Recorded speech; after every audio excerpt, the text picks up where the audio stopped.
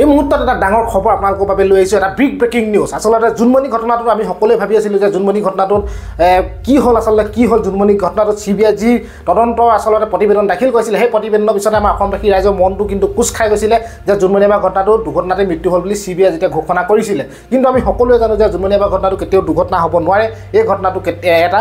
যে পৰিকল্পিত হত্যাকাণ্ড এই কথা সমগ্ৰ অসমবাসী ৰাইজে স্পষ্টকৈ বুজি পায় কিন্তু এতিয়া বৰ্তমান সময়ত মানৱ বৰগোহাঁয়ে এটা অডিঅ' ক্লিপ প্ৰেৰণ কৰিছে সেই মানৱ বৰগোহাঁয়ে এতিয়া জালফাত যিজন কাৰাবন্দী অৱস্থাত আছে সেই মানৱ বৰগোহাঁয়ে কৈছে যে জুনমণি আবাৰ ঘটনাটোত এতিয়া মানস চলিহা নাম সাঙুৰ খাইছে এতিয়া জুনমণি আবাৰ ঘটনাটোত মানস চলিহাই হেনো যেতিয়া জুনমণি আবাই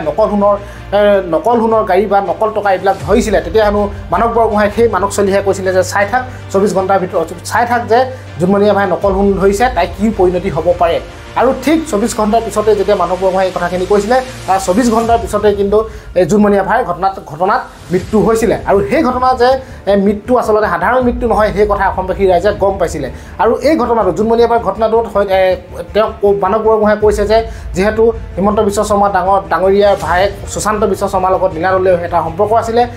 মানে ভাল এটা ঘনিষ্ঠ সম্পৰ্ক আৰু তাৰ পিছতে কৈছিলে যে আৰক্ষী প্ৰশাসনে ইয়াত মিলি আচলতে জুনমণি আবাৰ নামৰ সেই ছোৱালীজনীক হত্যা কৰা হৈছিলে গতিকে এতিয়া যিটো মানৱ বৰগোহাঁয়ে অডিঅ' ক্লিপ আপোনালোকৰ বাবে লৈ আহিছোঁ সেই মানৱ বৰগোহাঁয়ে তাৰ পিছতে কিন্তু কৈছে যে জুনমণি আবাৰ ঘটনাটোত কিন্তু এইখিনি কথা কোৱাৰ পিছত তেওঁ হয়তো পৰিয়াললৈ হয়তো কি হ'ব তেওঁ ভয় খাইছে এতিয়া মানৱ বৰগোহাঁয়ে যে পৰিয়ালৰ কিবা এটা হ'ব নেকি কাৰণ তেওঁলোকে 10 মিনিটত যিকোনো কাম কৰোঁ বুলিলে আচলতে কৰি দিব পাৰে আগতেও আগে পিছে মানৱ চলিহাই এনেকুৱা কিছুমান কাম কৰিছিলে গতিকে মানৱ বৰগোহাঁয়ে ভয় কৰিছে আচলতে কথাখিনি কোৱাৰ পিছত যে জুনমণি আবাৰ ঘটনাটো মানৱ চলিহাই কৈছিলে কি হ'ব চাই থাক নকল সোণ ধৰাৰ বাবে আৰু ইয়াত আৰক্ষী জড়িত আছে বুলি যেতিয়া মানৱ বৰগোহাঁয়ে এতিয়া ভাষ্য আগবঢ়াইছে গতিকে ভিডিঅ'টো আপোনালোকে চাওক চাই মেলি আপোনালোকে এটা ধুনীয়া কমেণ্ট কৰিব কমেণ্ট নকৰাকৈ নাথাকিব আৰু নতুনকৈ যদি কোনোবা মোৰ চেনেলটো পোনপ্ৰথমবাৰ ভিজিট কৰিছে প্লিজ চেনেলটো লাইক আৰু চেনেলটো ছাবস্ক্ৰাইব এটা কৰিবলৈ কিন্তু আপোনালোকে নাপাহৰিব তেতিয়াহ'লে ভিডিঅ'টো চাওক আপোনালোকে জুনমণি ৰাভা যেতিয়া জুনমণি ৰাভাই নকল সোণ ধৰিছিলে তেতিয়া আমি গম পাইছিলোঁ মানৱ চলিহাৰ মুখৰ পৰা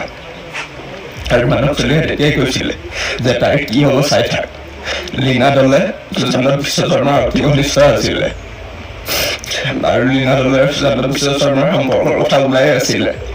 তেতিয়া মানৱ চলিহাই কৈছিলে তাই পৃথিৱী কি হ'ব তাইৰ পৰিণতি কি হ'ব আৰু সঁচাকৈ সেইমতে জুনমণি আবাৰ এক্সিডেণ্ট হৈছে আৰু ঠিক তেনেকৈ যেতিয়া জুনমণি আবাৰ এক্সিডেণ্ট হৈছিলে সেই গাড়ীৰ পৰা লৈ সম্পূৰ্ণ ডিটেইলছ মানৱ চলিহাই অলৰেডি আমাক কৈছিলে আৰু ড্ৰাইভাৰটো জিপি সিঙে কেনেকৈ অফ কৰি আনিছে ড্ৰাইভাৰটো কেনেকৈ বচুৱাইছে ড্ৰাইভাৰটো কেনেকৈ বেল দিছে সকলো কথা মানৱ চলিহাই আমাক কৈছিলে যেতিয়া ড্ৰাইভাৰটো এৰেষ্ট হৈছে এৰেষ্ট হোৱাৰ পাছত কৈছে যে চাই থাক সি আৰু 24 ঘণ্টা নাথাকে সি ওলাই গুচি যাব তাৰ একো ভুল নাই সেই তেনেকৈ কোৱাৰ পাছত জুনমণি ৰাভাক হত্যা কৰিছে কিন্তু এই সম্পূৰ্ণ হত্যাটো প্ৰশাসনে মিলি কৰিছে কাৰণ জুনমণি ৰাভাই নিজৰ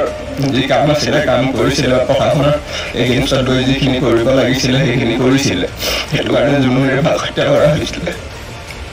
আৰু ঠিক এতিয়া মই এইখিনি কথা কৈ দিয়া মোৰ উপায় যে মোৰ পৰিয়াল মোৰ ভণ্টিৰ মানৱ চলিহাই যিটো ধমকি দি থৈছে মোৰ ভণ্টিৰ আৰু ইজ্জতৰ কথা মাত্ৰ 10 মিনিটৰ বুলি মোৰ মা দেউতাৰ কথা ঘৰখন কেনেকৈ জ্বলাই দিব পাৰি সকলো কথা মানৱ চলিহাই যিখিনি ভয় খুৱাই থৈছে সেইখিনি মানৱ চলিহাই আগতে কৰি গৈছে জুনমণি ৰাভাৰ লেখীয়া এজনী নিজে তাই পুলিচ বিষয়া হৈ তাই নিজে একো কৰিব নোৱাৰিলে আমাক কৈছিলে তহঁতি যে কোনো গম নোপোৱাকৈ তহঁতৰটো পৰিচয় মানুহ পাছতহে পাব তহঁতৰ কিবা হ'লে কোনে গম পাব তেনেকৈ আমাক ফুল ধৰণে মানৱ চলিহাই ভয় খাই থৈছিলে এতিয়া আমাৰ লগত যেনেকুৱা হৈ আছে মানৱ চলিহাই চবকে যেনেকৈ ভয় খুৱায় আমাক এটা উদাহৰণ দি ভয় খুৱাইছিলে ঠিক মোকো তেনেকুৱা এটা উদাহৰণ দি ভয় খুৱাইছিলে জুনমণি ৰাভা যেতিয়া জুনমণি ৰাভাই নকল সোণ ধৰিছিলে তেতিয়া আমি গম পাইছিলোঁ মানৱ চলিহাৰ মুখৰ পৰা আৰু মানৱ চলিহাই তেতিয়াই কৈছিলে যে তাইৰ কি হ'ব চাই থাক লীনাদলে সুশান্ত বিশ্ব শৰ্মাৰ অতি ঘনিষ্ঠ আছিলে আৰু লীনাদলে সুশান্ত বিশ্ব শৰ্মাৰ সম্পৰ্কৰ কথা ওলাই আছিলে তেতিয়া মানৱ চলিহাই কৈছিলে তাইৰ পৃথিৱী কি হ'ব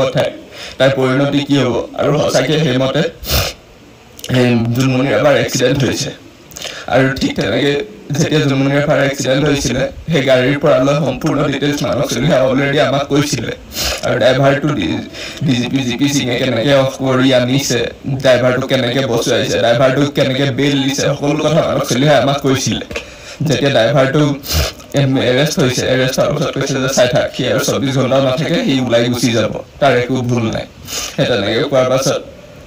জোনমণি ৰাভাক হত্যা কৰিছে। কিন্তু এই সম্পূৰ্ণ হত্যাটো প্ৰশাসনে মিলি কৰিছে, কাৰণ জোনমণি ৰাভাই নিজৰ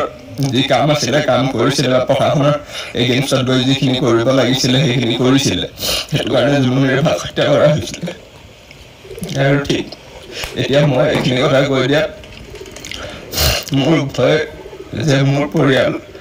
মোৰ ভণ্টিৰ মানৱ চলিহাই যিটো ধমকি দি থৈছে, মোৰ ভণ্টিৰ আৰু ইজ্জতৰ কথা, মাত্ৰ 10 মিনিটৰ বুলি মোৰ মা দেউতাৰ কথা, ঘৰখন কেনেকৈ জ্বলাই দিব পাৰি, সকলো কথা মানৱ চলিহাই যিখিনি ভয় খুৱাই থৈছে সেইখিনি